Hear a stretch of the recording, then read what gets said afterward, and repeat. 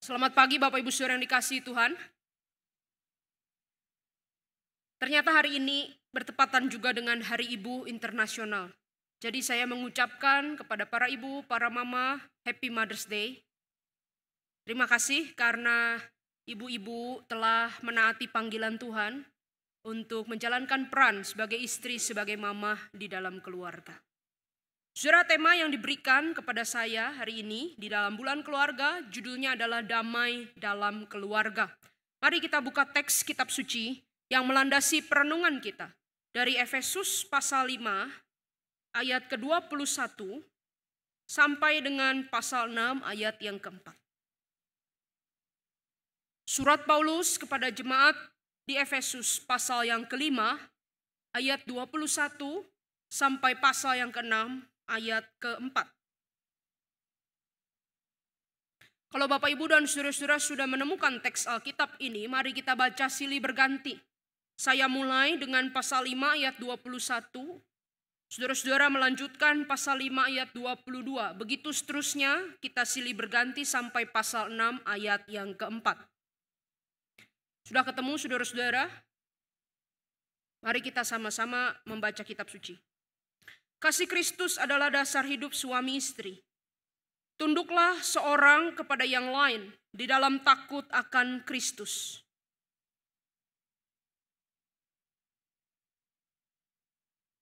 Karena suami adalah kepala istri, sama seperti Kristus adalah kepala jemaat. Dialah yang menyelamatkan tubuh.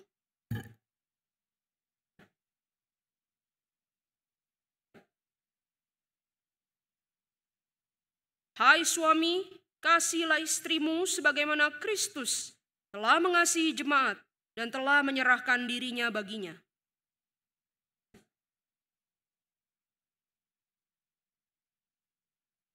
Supaya dengan demikian Kristus menempatkan jemaat di hadapan dirinya dengan cemerlang, tanpa cacat atau kerut atau yang serupa itu, tetapi supaya jemaat kudus dan tidak bercela.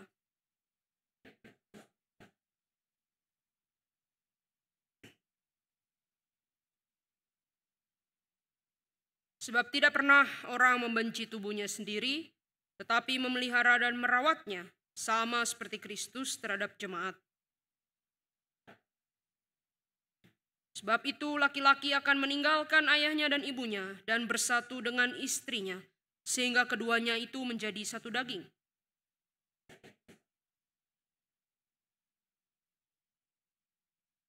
Bagaimanapun juga bagi kamu masing-masing berlaku, kasihilah istrimu seperti dirimu sendiri, dan istri hendaklah menghormati suaminya.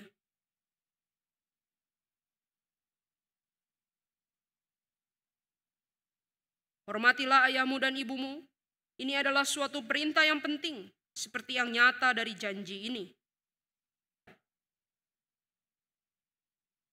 Hai bapak-bapak, janganlah bangkitkan kemarahan anak-anakmu, tetapi didiklah mereka di dalam ajaran dan nasihat Tuhan. Semikian jauh pembacaan kitab suci, kita tetap buka Alkitab dan nanti kita akan kembali merujuk kepada ayat-ayat ini.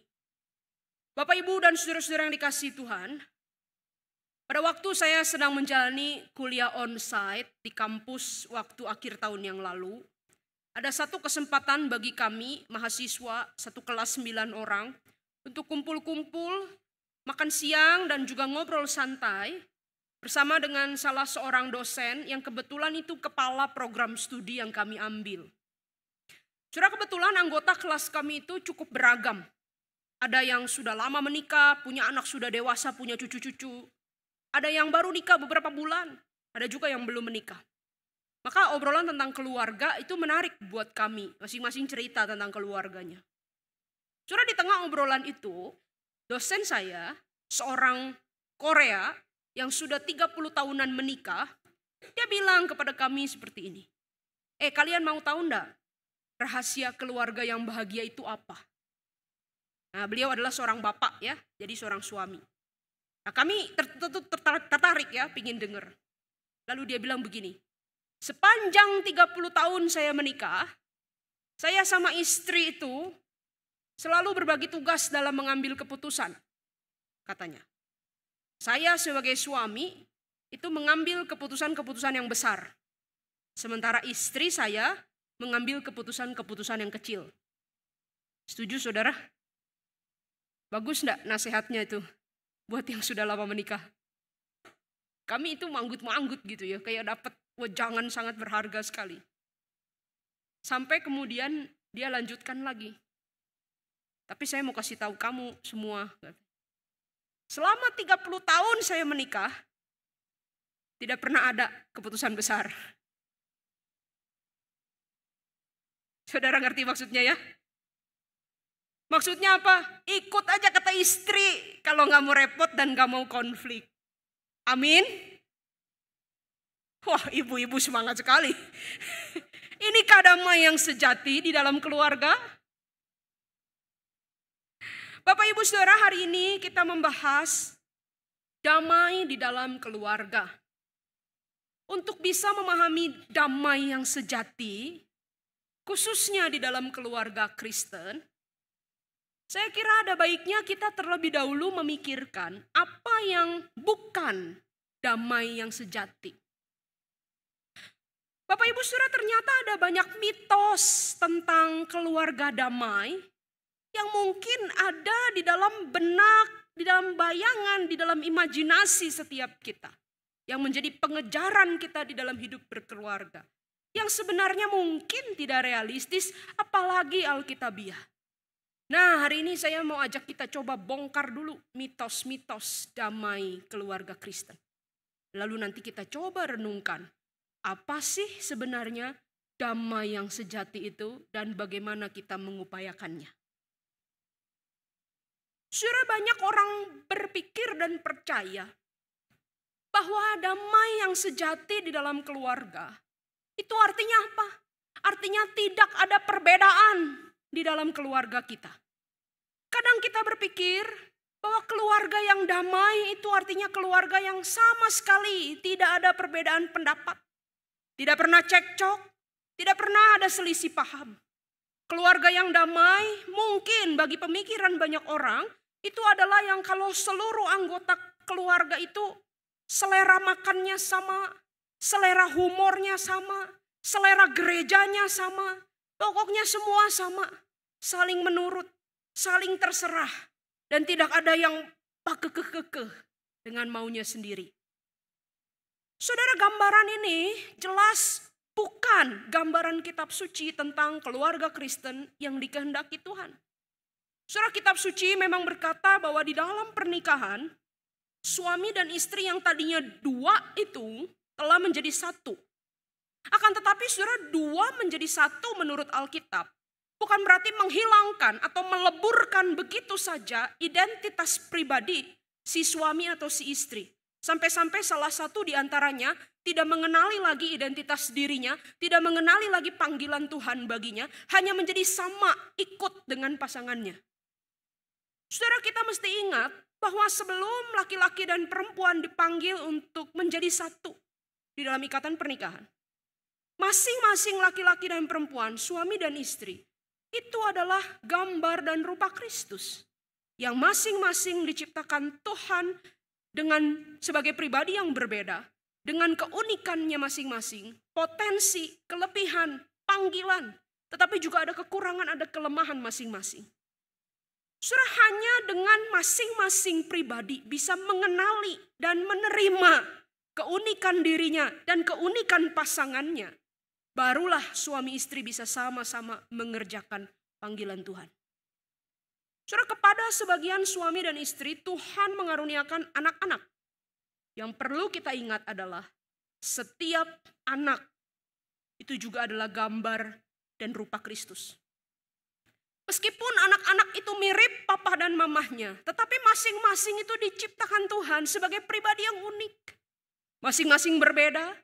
Tuhan punya panggilan dan rencana yang khusus bagi masing-masing anak.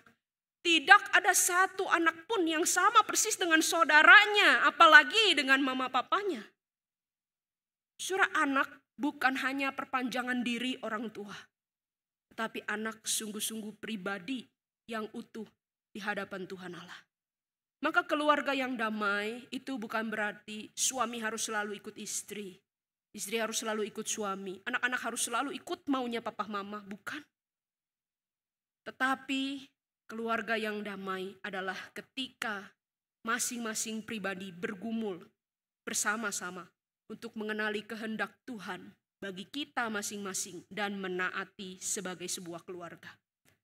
Surah Alkitab tidak pernah memanggil suami, istri, orang tua, anak-anak Kristen untuk menjadi sama, tetapi menjadi harmonis.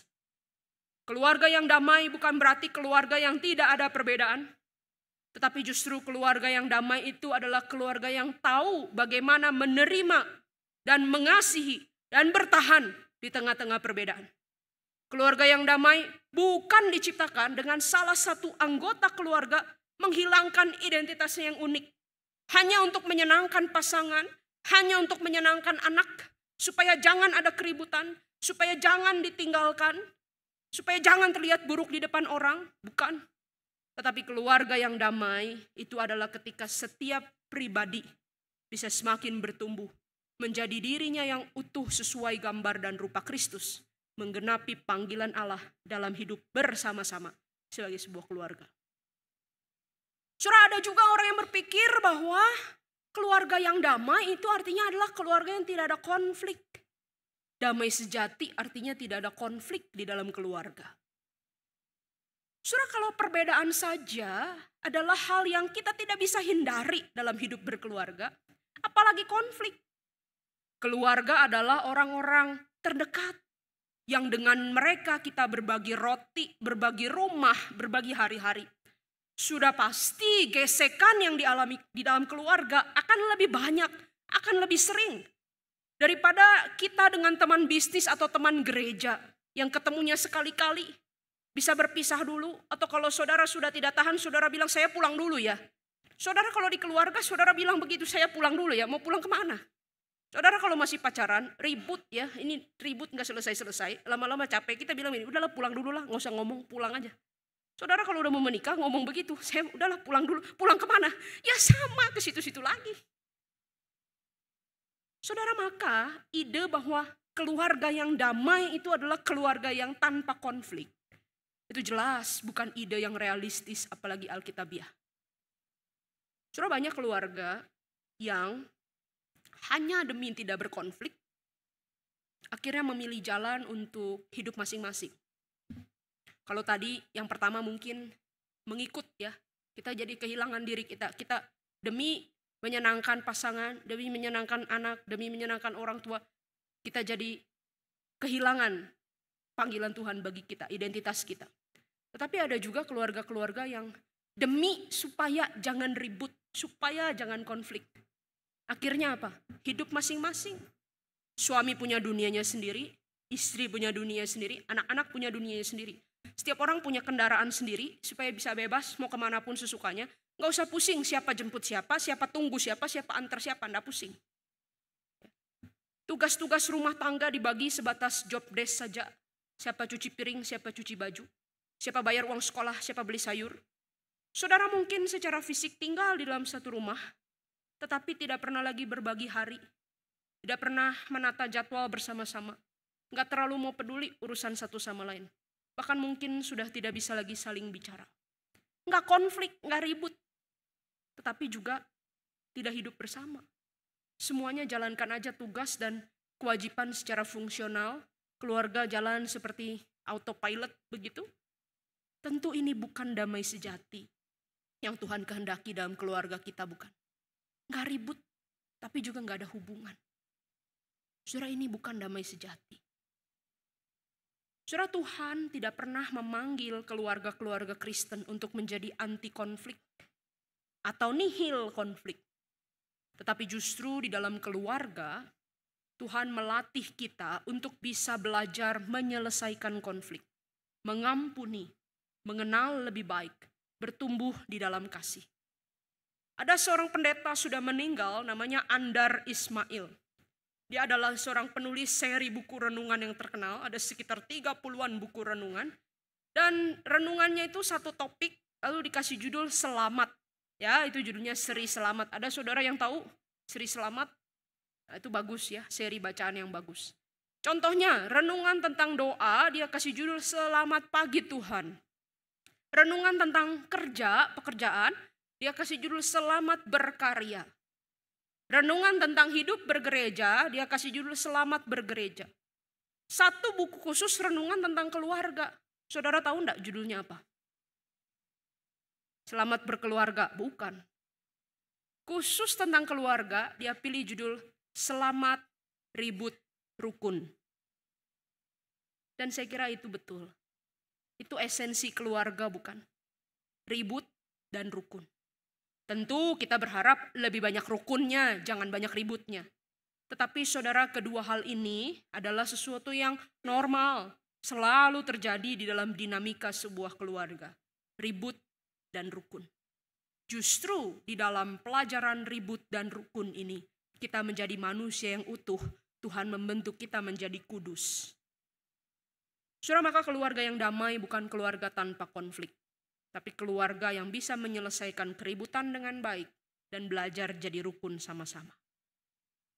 Saudara, ada juga orang-orang yang bilang damai yang sejati itu terjadi kalau di dalam keluarga itu tidak ada pergumulan.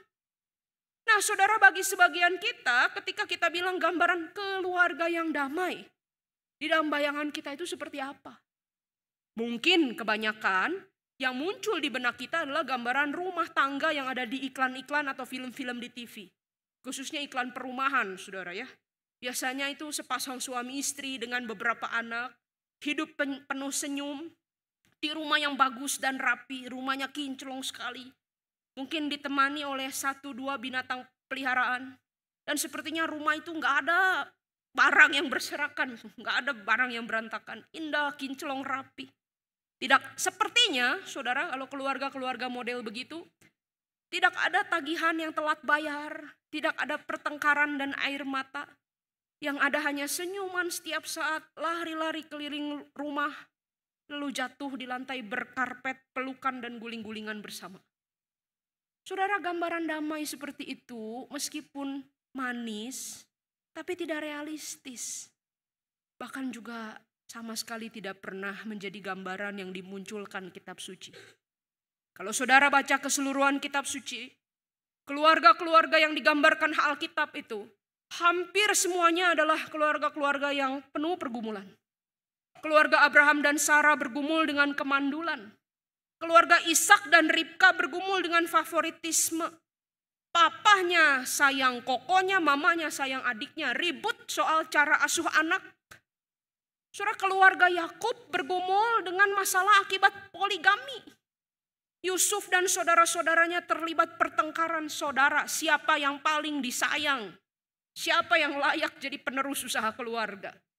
Saudara, saya rasa tidak ada satupun dari mereka yang layak masuk iklan di TV atau dapat endorse di media sosial sebagai family goals of the year. Nggak ada, saudara. Tetapi inilah keluarga-keluarga umat Tuhan yang Tuhan pilih dan Tuhan pakai dalam rencananya.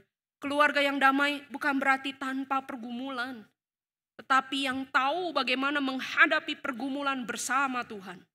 Dan juga bahkan membiarkan Tuhan, pakailah pergumulan keluarga kami untuk Tuhan bekerja, menguduskan kami. Untuk Tuhan bekerja, menunjukkan Injil. Keluarga damai bukan keluarga tanpa pergumulan, tetapi keluarga yang belajar bergumul bersama-sama dengan Tuhan. Saudara, kalau semua ciri yang tadi itu bukan damai sejati, maka bagaimanakah damai yang sejati itu? Dan bagaimana kita mengupayakannya? Nah saudara, firman Tuhan hari ini mengajarkan kita bahwa damai yang sejati akan terjadi ketika Kristus menjadi pusat dalam keluarga. Damai yang sejati hanya akan terjadi kalau Kristus menjadi pusat dalam keluarga. Boleh kita ulangi sama-sama ya, sebelum saudara terlalu ngantuk ya. Kita coba ya. 1, 2, 3. Damai sejati terjadi ketika Kristus menjadi pusat dalam keluarga. Inilah berita yang kita temukan di dalam surat Efesus, saudara, yang tadi kita baca. Surat ini, saudara-saudara, sebagaimana kebanyakan surat Paulus yang lain itu dibagi jadi 2 susunannya. Bagian pertama, pasal 1-3 itu bicara hal doktrinal. tentang karya keselamatan yang kita sudah terima di dalam Kristus. Lalu pasal 4 sampai 6 itu bicara hal praktikal, penerapan Injil. Kalau kita sudah ditebus Kristus, kita hidup harus seperti apa? Nah, saudara, di dalam pasal yang tadi kita baca 5 ayat 21 sampai 6 ayat 9, yang tadi hari ini hanya kita baca sampai ayat 4 saja sebenarnya. Paulus itu bicara tentang hubungan antar anggota dalam keluarga Kristen. Dia bicara tentang hubungan antara suami dengan istri, orang tua, dan juga anak-anak. Saudara, tentu baik zaman itu maupun masa sekarang, ajaran atau nasihat yang baik tentang rumah tangga itu sudah banyak sekali. Dan tidak hanya ada di dalam Alkitab. Banyak filsuf kuno yang sudah sejaman dengan Paulus juga sudah memberikan ajaran-ajaran luhur tentang kasih, cinta, kehormatan, persahabatan, saling percaya, pengorbanan diri, keberanian, dan semua nilai-nilai yang harus dimiliki untuk membangun keluarga yang baik. Para filsuf kuno sudah banyak bicara itu. Hari ini pun kalau saudara ingin belajar tentang keluarga bahagia, saya kira bukan gereja tempat satu-satunya belajar. Ilmu psikologi, ilmu manajemen, bahkan marketing itu sudah memberikan pelajaran yang bagus dan berguna sekarang tentang pentingnya membangun keharmonisan keluarga. Maka pertanyaannya, apa bedanya ajaran tentang keluarga Kristen di dalam Alkitab dengan ajaran yang dunia berikan? Apa bedanya ajaran tentang keluarga di dalam kekristenan dengan yang dunia tawarkan? Saudara, satu-satunya rahasia, kalau kata ayat 32 itu rahasia, atau lebih tepatnya disebut misteri, kedamaian di dalam keluarga Kristen, kebahagiaan di dalam keluarga Kristen, yang membedakannya dari ajaran-ajaran keluarga dalam dunia ini, itu hanyalah satu rahasia ini. Jika Kristus sendiri hadir, bahkan menjadi pusat di dalam keluarga. Damai dan kebahagiaan di dalam keluarga Kristen terletak di mana? Ketika Kristus hadir dan menjadi pusat di dalam keluarga. Saudara, apa maksudnya Kristus menjadi pusat? Maksudnya adalah semua anggota keluarga memiliki iman yang sama, mengenal Kristus. Keluarga dibangun atas dasar iman, percaya, penyerahan diri masing-masing orang di dalam Kristus. Lalu anggota keluarga sama-sama mengenal Kristus dan tahu bahwa yang paling utama, yang paling penting dalam keluarga ini bukan kesenangan papa, bukan kesenangan mama, bukan kesenangan anak-anak, tetapi apakah Tuhan Yesus senang? Apakah Tuhan Yesus dimuliakan lewat hidup keluarga kita? Saudara, hubungan antar anggota dalam keluarga Kristen itu bukan hanya hubungan sosial sesama manusia. Antara saya dengan suami, saya dengan anak, saya dengan istri. Tetapi juga ini adalah hubungan iman antara saya dengan Tuhan. Itu sebabnya Paulus berulang kali dia pakai kata-kata di dalam Tuhan. Atau di dalam Kristus. Di dalam Tuhan, di dalam Kristus. Pasal 5 ayat 21, saudara, Paulus bilang, tunduklah seorang akan yang lain di dalam takut akan Kristus. Pasal 5 ayat 22, hai istri, tunduklah kepada suamimu. Kenapa? Tidak ada di situ ditulis agar dia memberikan uang bulanan lebih berikutnya, agar dia lebih sayang kepada kamu, agar dia lebih ngizinin kamu pergi facial lebih sering. Tidak ada, saudara. Tetapi apa? Hai istri, tunduklah kepada suamimu. Seperti, atau mungkin itu lebih bisa diterjemahkan itu, karena kamu tunduk kepada Tuhan. Pasal 5 ayat 25. Hai suami, kasihilah istrimu. Kenapa? Tidak ada di situ. Bukan supaya nanti istrimu lebih menghormati engkau. Supaya nanti kalau kamu main bola boleh. Tidak ada, saudara. Hai suami, kasihilah istrimu. Kenapa? Sebagaimana Kristus telah mengasihi jemaat dan telah menyerahkan dirinya bagi jemaat untuk menguduskan jemaat. Hai anak-anak, taatilah orang tuamu di dalam Tuhan. Kenapa? Tidak ada di situ ditulis supaya kamu boleh beli iPad yang baru, iPhone Pro Max 16. Tidak ada. Tetapi apa? Hai anak-anak, taatilah orang tuamu di dalam Tuhan. Kenapa? Karena haruslah demikian. Karena demikianlah yang benar menurut firman Tuhan. Hai bapak-bapak, di dalam pasal 6 ayat 4. Didiklah anak-anakmu, katanya di situ. Didik dalam apa? Bukan hanya dalam life skill, bukan hanya ajarin setir kendaraan, bukan hanya ajarin berdagang sampai dia bisa pegang toko di umur sekian. Tetapi apa? Ajarlah, didiklah anak-anakmu di dalam ajaran dan nasihat Tuhan. Maksudnya apa? Intinya Paulus itu mau bilang begini. Suami, engkau harus mengasihi istrimu. Bukan hanya semata-mata karena dia. Bukan hanya karena engkau melihat istrimu. Tetapi karena apa? Karena engkau mengasihi Tuhan. Istri harus tunduk kepada suami. Bukan karena suamimu sangat hebat. Lebih daripada semua orang yang lain. Bukan, tetapi kenapa? Karena engkau tunduk kepada Tuhan. Jadi harus tunduk kepada suami. Anak-anak taat kepada orang tua.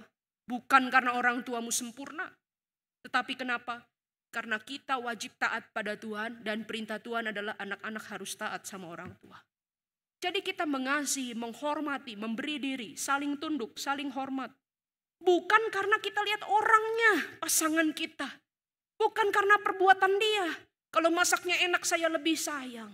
Kalau pulangnya hari ini tepat waktu dan bawa uang lebih banyak saya lebih hormat. Enggak. Tetapi karena kita punya tanggung jawab sebagai anak-anak Tuhan. Sebagai orang yang telah ditebus Kristus. Maka suami harus melindungi, memberi dirinya bagi istri. Istri harus tunduk, hormat kepada suami. Anak-anak harus taat kepada orang tua.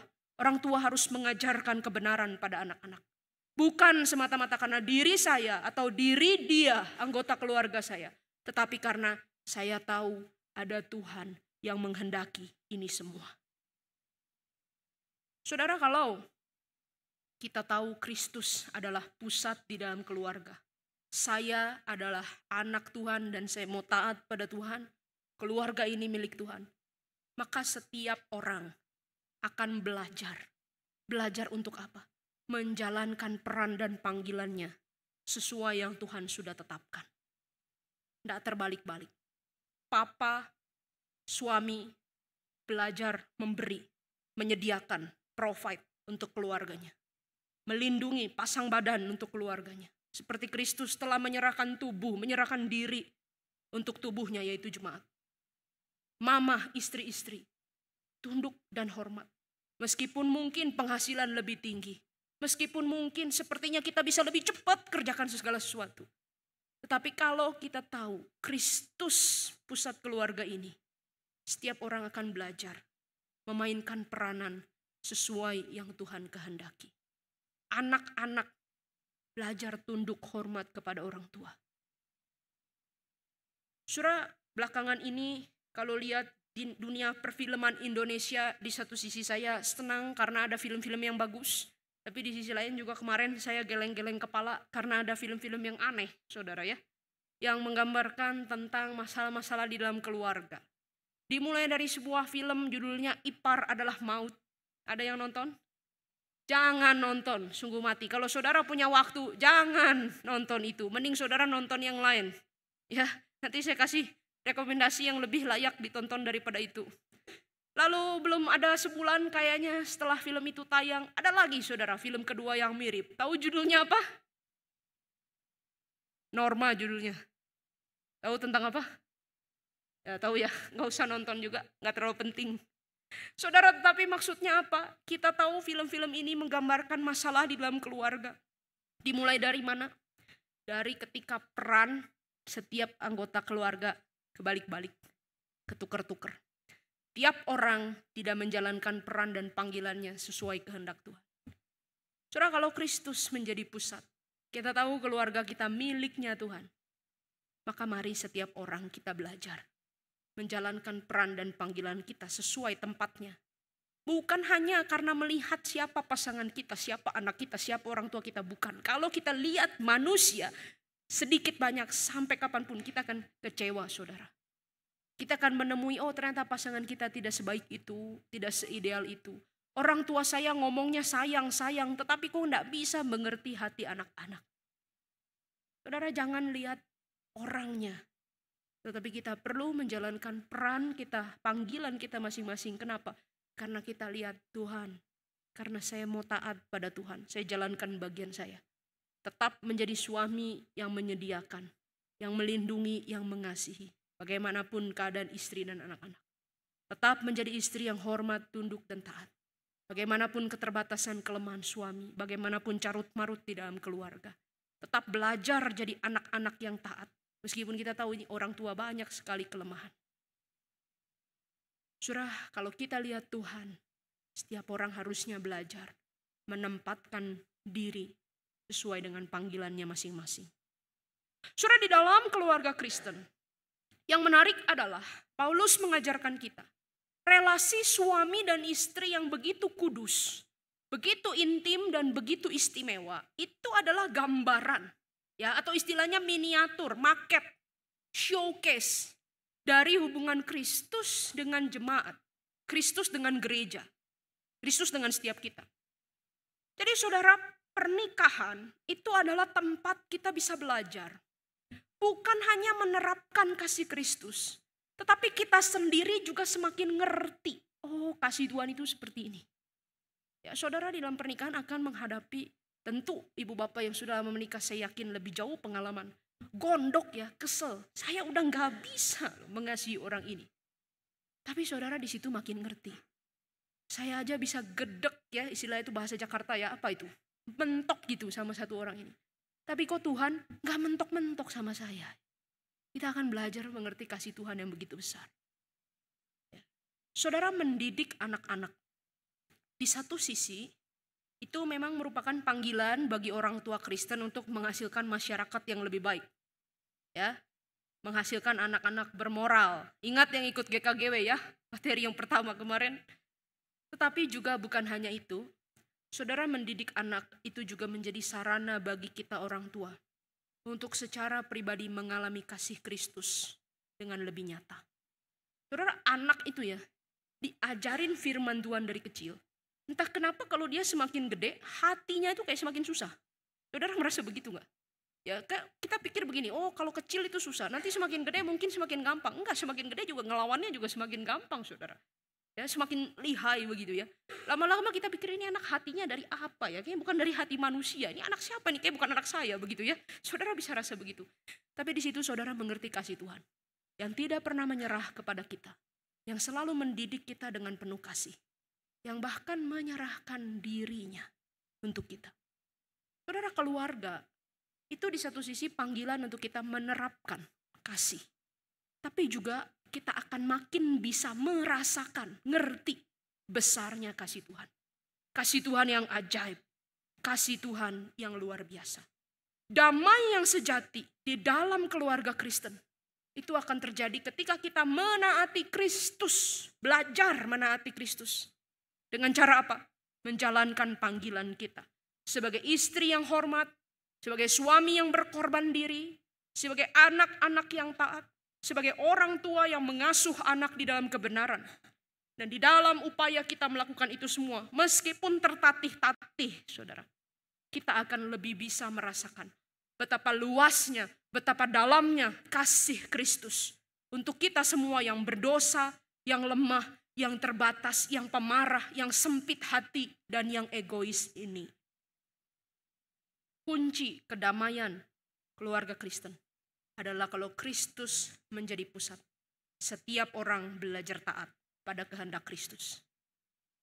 Saudara, menurut Bapak Ibu Saudara, apa masalah terbesar yang paling sering memicu konflik dan menghilangkan damai di dalam keluarga?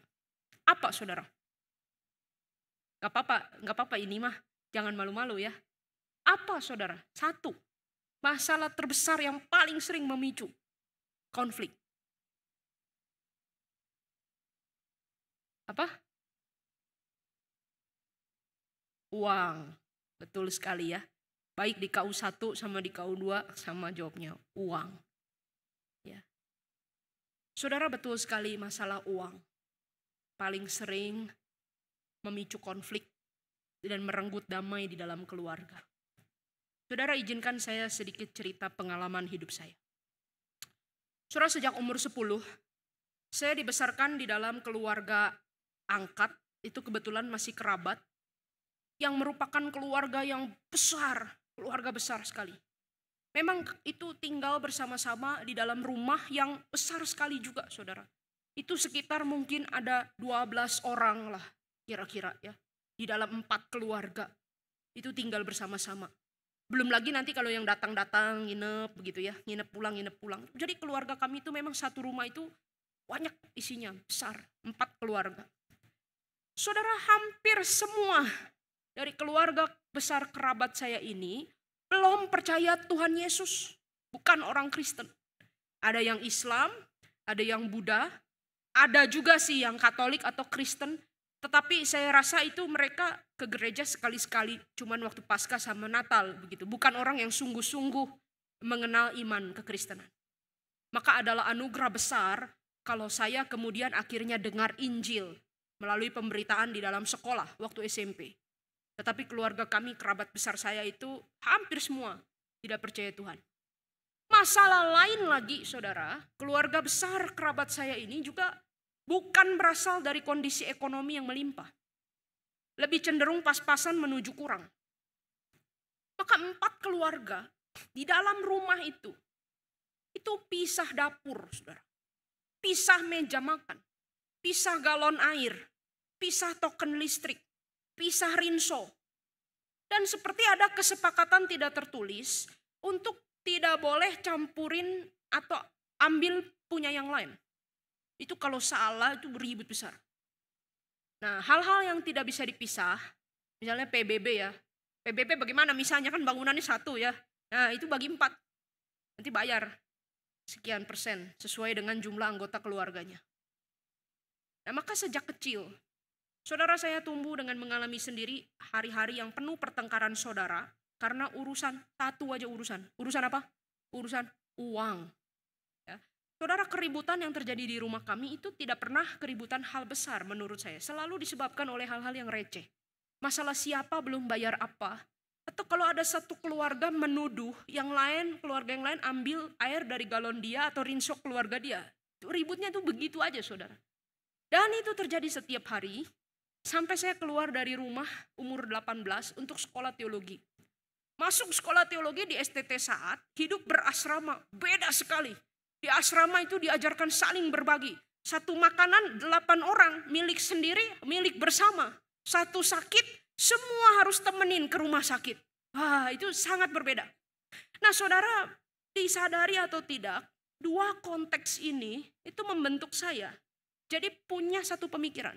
Ini saya nggak sadar. Belakangan setelah makin dewasa baru sadar. Ternyata saya itu punya pikiran begini.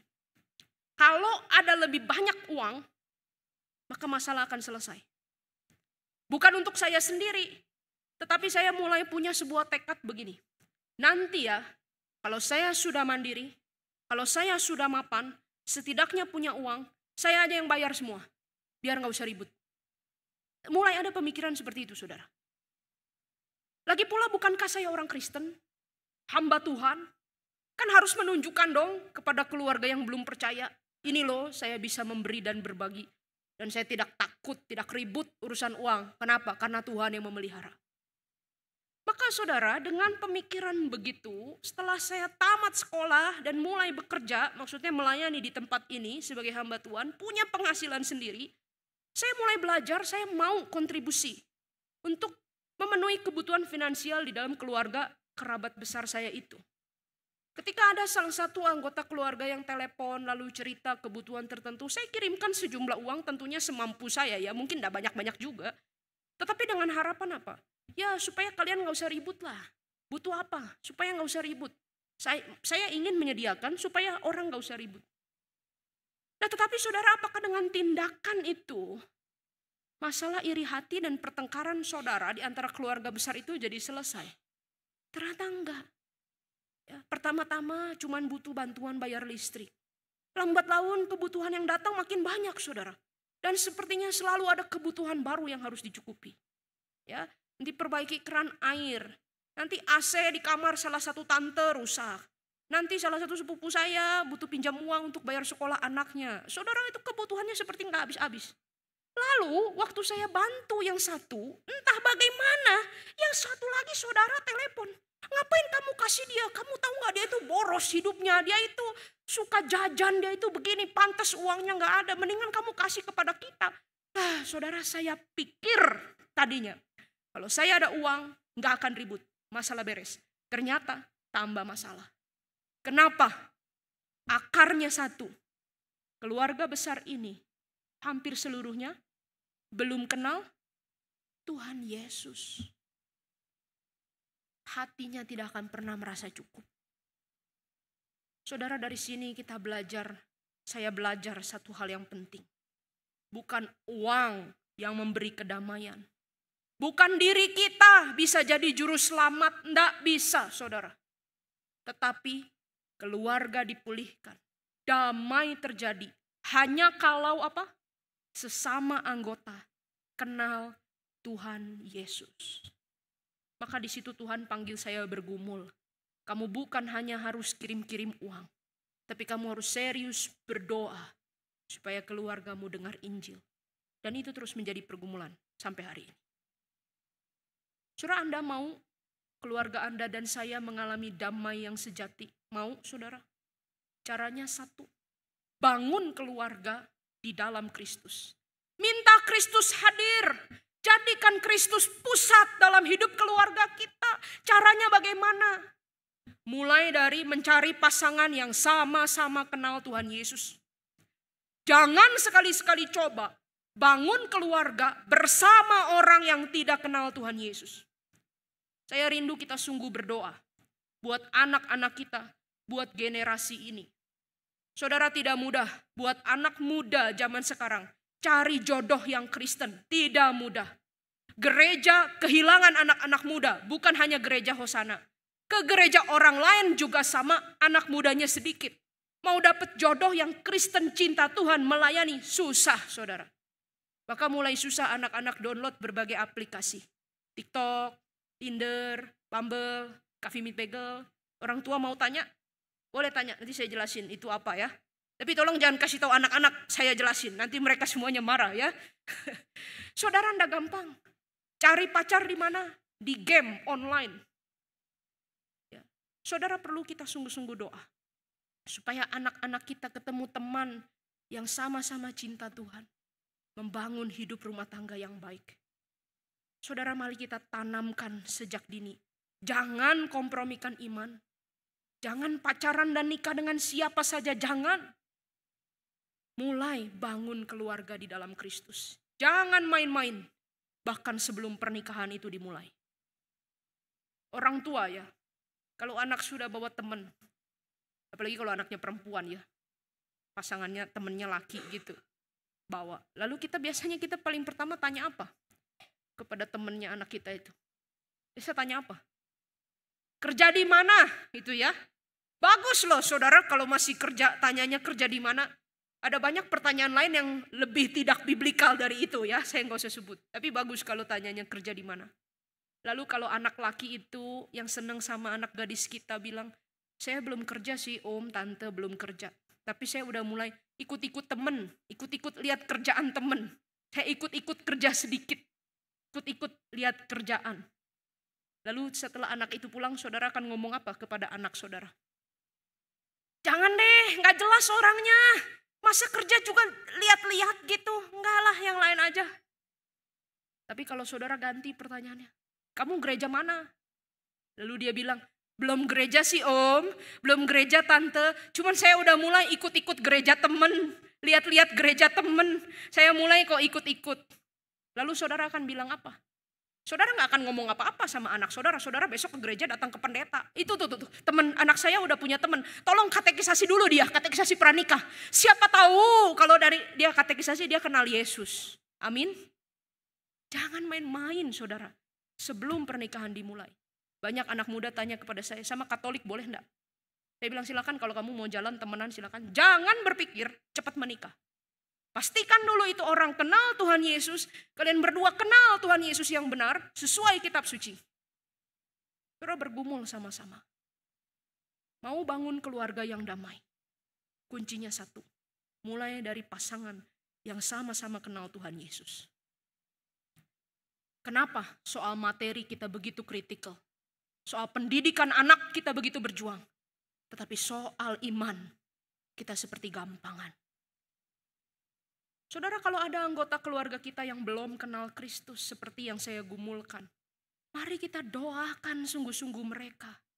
Kiranya Tuhan buka hati mereka. Kiranya kita bisa ada kesempatan ceritakan Injil. Mereka juga boleh terima Yesus secara pribadi. Mereka hidupnya diubahkan. Kita tidak bisa menyelamatkan keluarga dengan uang sendiri, tenaga sendiri. Seberapapun besar itu tidak bisa. Hanya dalam belas kasihan Kristus keluarga-keluarga bisa dipulihkan.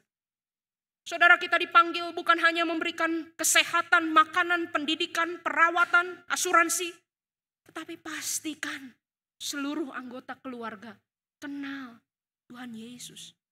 Dan kalau ada di antara saudara dan saya merasa sudah terlanjur, keluarga kami rusak, dari awal sudah salah, tidak berkenan di hadapan Tuhan. Cara kami menjalani tahun-tahun pernikahan, tahun-tahun didik anak sudah salah. Saudara, firman Tuhan katakan, tidak ada kata terlambat untuk berbalik. Datang pada Tuhan.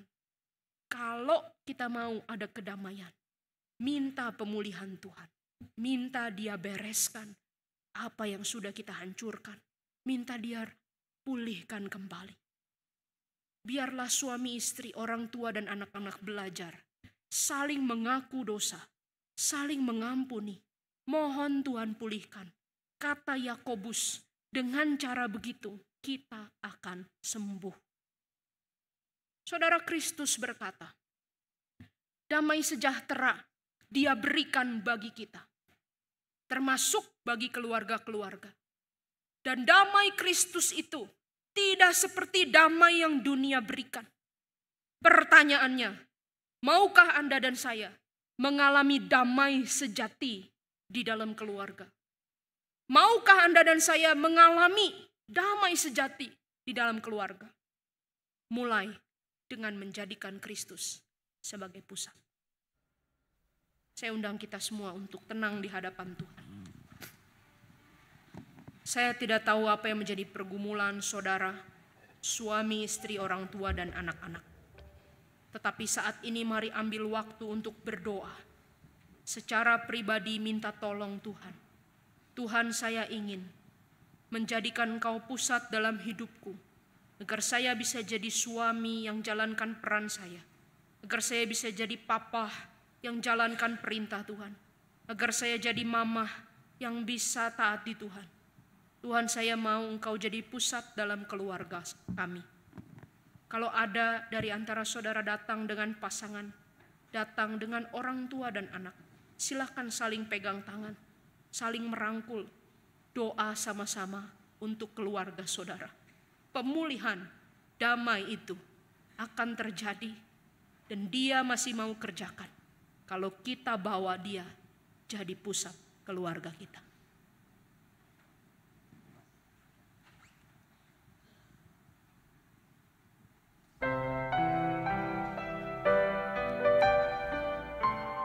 Pasangan yang ingin membangun keluarga juga doa sama Tuhan.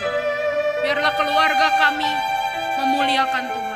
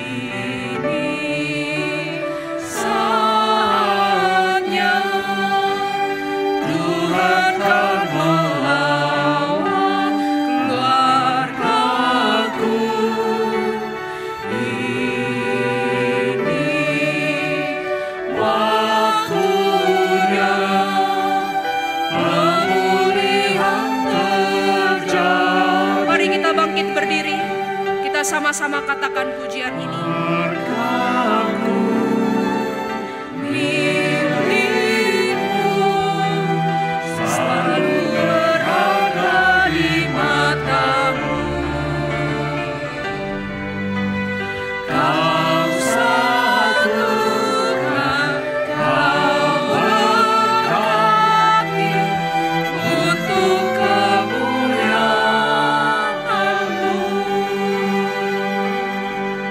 Saudara, kita sekali lagi nyanyikan pujian ini dengan penuh penyerahan.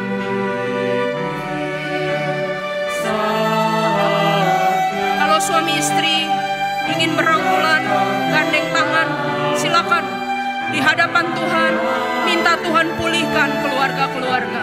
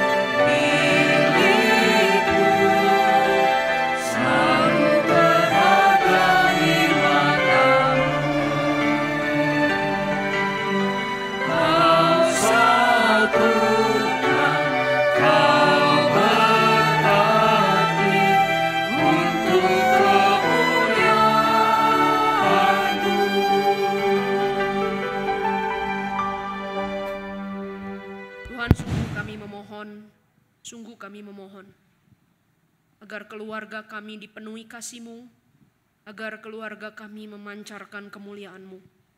Maka kiranya Tuhan boleh menolong. Curahkan kasih-Mu yang besar, curahkan damai-Mu dari surga. Biarlah Roh Kudus berkarya di dalam hati setiap kami, suami, istri, anak-anak, orang tua, agar kami boleh belajar menjalankan peran kami sesuai kehendak Tuhan, menjadikan Kristus sebagai pusat. Dan kiranya Tuhan senang dan dimuliakan atas keluarga kami. Tuhan, hamba-Mu mau berdoa untuk keluarga-keluarga jemaat-Mu. Bergumul, mungkin ada yang bergumul dengan sakit penyakit, dengan masalah ekonomi, dengan hubungan yang sudah mulai suam. Tuhan, tolong pulihkan keluarga-keluarga kami. Hanya kepada kasih dan anugerah-Mu kami berserah, kami berharap. Hanya Engkau satu-satunya yang kami andalkan di dalam hidup pribadi dan keluarga kami.